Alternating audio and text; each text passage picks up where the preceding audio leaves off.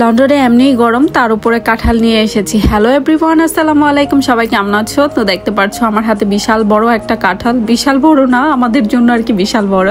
তো যাই হোক, যেহেতু আম কাঁঠালের সিজন, এই জন্য নিয়ে আসছি বাসায়। মানে চিন্তা করতেছি যে আম কাটবো নাকি কাঁঠাল কাটবো, কোনটা আগে কাটবো, কারণ জানি না দুইটা তো একসাথে খাওয়া ঠিক হবে না। এর জন্য ভাবলাম যে কাঁঠালটাই আগে কেটে নিব। তো ভেবেছিলাম যে আমি আম কাটবো, তো আমার উনি আবার আমাকে বলছে যে না না, কাঁঠালটাই কাটো। কাঁঠালটা এত বেশি শক্ত, আমি ভেবেছিলাম এটা মনে হয় কাঁচা কাঁঠাল হবে, না পরে দেখি যে ভিতরে মানে পাকা। তো যাই হোক, তো আমি মানে সবসময় দেখে আসছি যে নরম কাঁঠাল হাত দিলে কিন্তু খোসাটা মানে খুলে আসে, কিন্তু এটা এমন বেশি শক্ত, মানে দেখতেই পাচ্ছেন আমরা কিন্তু আমাদের কাঁঠাল কাটার অভ্যাস নাই। তো দেখতেই পাচ্ছেন যে কাঁঠালের কি অবস্থা করে ফেলছি, নাজেহাল অবস্থা। মানে আমি একবার বলছি এভাবে কাটলে ভালো হয়, আর ও বলছে যে এভাবে কাটলে ভালো হয়। তো যাই হোক, একদম নাজেহাল অবস্থা।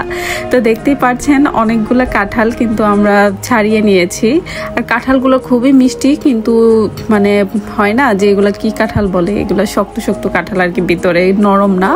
তো এখানে কিছু সবজি মানে বাজার টাজার করে নিয়ে এসেছি। তো যাই হোক, তো অ্যাভোকাডো দেখতে পাচ্ছেন, এখানে কিন্তু পরোটা ছিল, সবজি ছিল, শাক সবজি সব কিছুই মানে টুকিটাকি। বেশি নিয়ে আসলে আর কি নষ্ট হয়ে যায়, পচে যায়, এর জন্য কম কম করে বাজার করার চেষ্টা করি। আর বলেন তো এটা কি শাক? এটা হচ্ছে মেথি শাক। মেথি শাকটা আমি লন্ডনে আসার পরেই আমার খাওয়া হয়েছে। আর এই মেথি শাক কিন্তু ইন্ডিয়ানরা বেশি খায়। তো যাই হোক, আগে আমি যখন অন্য এরিয়াতে ছিলাম দেখতাম, তো আমি সেই থেকেই মেথি শাক আমার খাওয়া হতো বা কেনা হতো।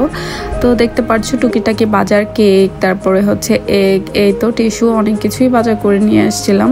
তো যাই বাজার সদাই গুছিয়ে দেন রান্না বসিয়েছি।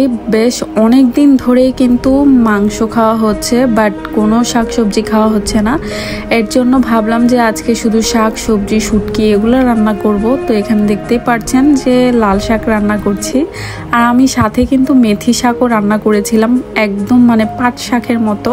মেথি শাকটা কিন্তু হালকা তিতো লাগে খেতে। আর দেখতেই পাচ্ছেন এখানে আমি শুটকি রান্না করেছি আলু আর বেগুন দিয়ে।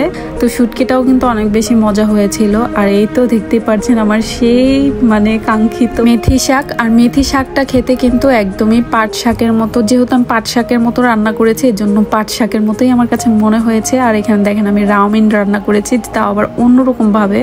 এভাবে কিন্তু অনেক বেশি মজা লাগে। আমি একটু অন্যরকম ভাবে ট্রাই করার চেষ্টা করি, যাতে করে খেতে ভালো লাগে। সবসময় একরকম করে খেতে একদমই ভালো লাগে না, এর জন্য।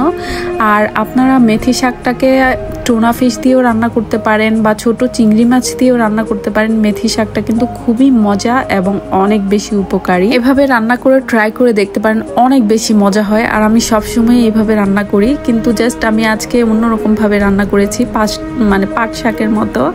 তো পাট শাক খেতে ইচ্ছে করছিল। তো যাই হোক, এখন তো আর পাট শাক পাওয়া যাবে না, এর জন্য ভাবলাম যে মেথি শাক দিয়ে ট্রাই করি। তো খুবই মজা হয়েছিল। তো যাই হোক, আজকে ভিডিওটা এ পর্যন্ত। সবাই ভালো থাকবা, সুস্থ থাকবা, আল্লাহ হাফেজ।